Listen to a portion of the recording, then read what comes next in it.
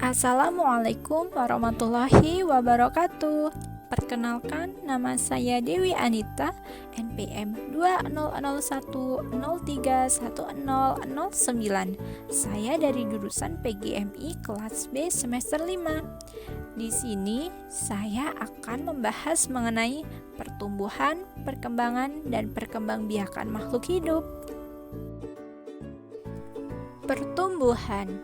Pertumbuhan adalah peristiwa perubahan biologis yang terjadi pada seluruh makhluk hidup yang berupa pertambahan ukuran volume, tinggi, dan massa yang bersifat irreversibel.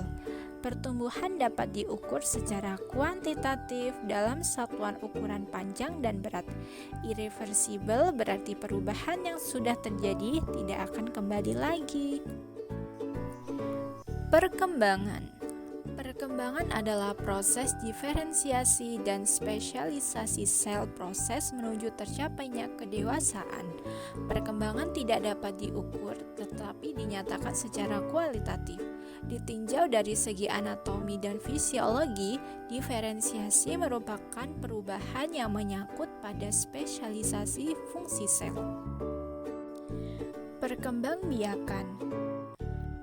Berkembang biak adalah cara yang dilakukan makhluk hidup untuk memperoleh keturunan. Selain memperoleh keturunan, tujuan lain dari makhluk hidup berkembang biak adalah melestarikan. Contoh pertumbuhan dan perkembangan.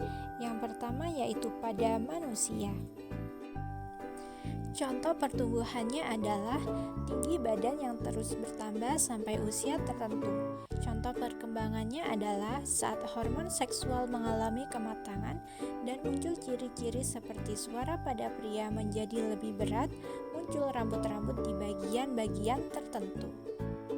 Yang selanjutnya yaitu pada hewan.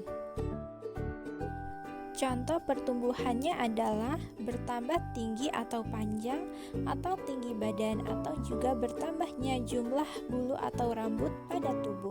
Contoh perkembangannya adalah misalnya burung gagak yang awalnya belum bisa terbang menjadi bisa terbang.